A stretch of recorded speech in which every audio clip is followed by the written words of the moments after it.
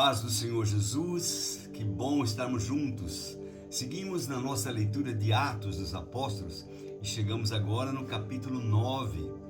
Capítulo 9, a partir do versículo 1, diz assim: Enquanto isto, Saulo ainda respirava ameaças de morte contra os discípulos do Senhor.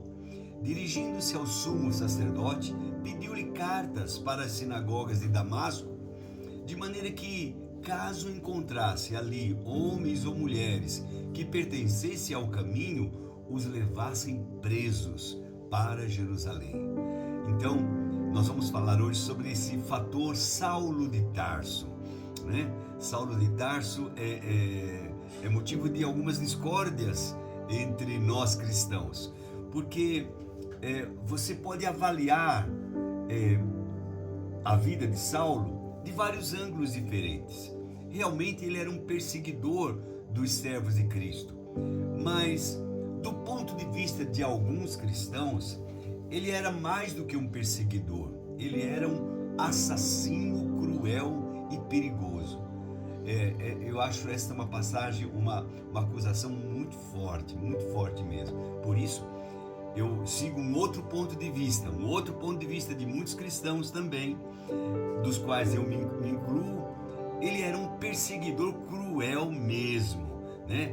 Como ele mesmo descreve a si mesmo em algumas cartas, lá em 1 Timóteo, lá em Gálatas, ele fala dele mesmo como esta pessoa ruim, esta pessoa perseguidor da igreja, que não merecia ser chamado apóstolo porque ele foi perseguidor da igreja, né? Mas em momento nenhum ele fala que matou alguém, né? Como o texto que nós lemos há pouco, diz assim que Saulo respirava ameaças de morte.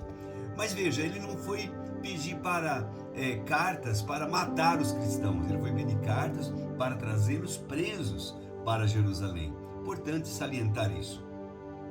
Agora, do ponto de vista dos religiosos da época, ele era um símbolo da força do judaísmo, um representante ideal dos fariseus na contínua luta que começou contra Cristo e agora se estendia para os seus discípulos. Paulo era este, do ponto de vista do próprio Saulo, ele mesmo.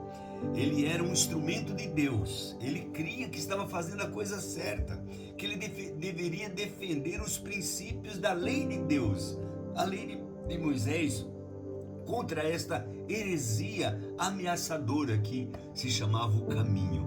Então, ele se julgava realmente um defensor, um zeloso defensor da lei. E do ponto de vista de Deus, quem era Saulo? Era um criminoso, um assassino? Quem era Saulo? Sim, do ponto de vista de Deus, ele era um perseguidor do próprio Cristo. Ele perseguia o próprio Senhor Jesus, mas, contudo, ele era, do ponto de vista de Deus, um escolhido.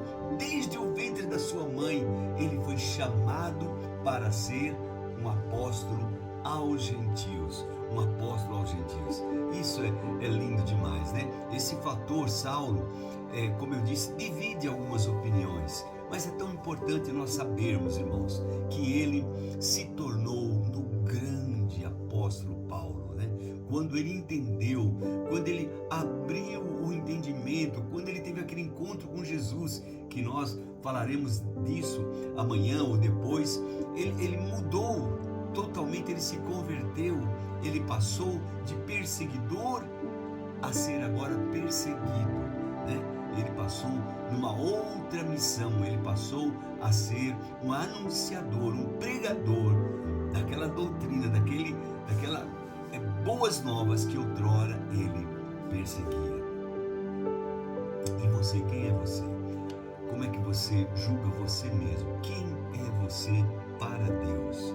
Você sabe que Deus ama a sua vida, que Deus quer que você abra o teu entendimento. Quem sabe hoje você possa passar por um processo como passou o próprio Saulo, né? Saulo de Tarso, para se transformar no grande apóstolo Paulo. Que Deus te abençoe. Nós vamos orar nesse instante. Querido Deus, somos gratos por nos dar esse privilégio de estarmos juntos mais uma vez, de termos esse momento precioso de meditação da Tua Palavra. Eu te agradeço, meu Pai, porque não estou sozinho. Há dezenas de irmãos que nos ouvem, que participam conosco, até mesmo centenas. E eu te agradeço por isso. Peço que a Tua mão de poder esteja sobre a vida de cada um deles, que eles compreendam, que eles entendam, que eles cheguem ao pleno conhecimento daquilo que o Senhor deseja para a vida de cada um dos Teus filhos. Eu peço que o Senhor estenda as Tuas mãos para curar, estenda as Tuas mãos para abençoar, meu Pai, para trazer de novo à vida aquele que se encontra em desespero, em condenação pela medicina. Senhor Deus, eu te peço isso, oro que o Senhor abençoe a vida deste meu irmão, desta minha irmã, que libere Tua bênção, Tua graça sobre aquele, meu Pai, que já viveu o suficiente e que precisa descansar. Dê o descanso, meu Pai, dê o descanso para este irmão, para esta irmã, para esta pessoa que sofre num leito de dor, numa situação tão horrível. Não somente ele sofre, mas também os familiares sofrem. Papai, nós te pedimos que o Senhor cumpra teu propósito, teu querer. Em nome de Jesus.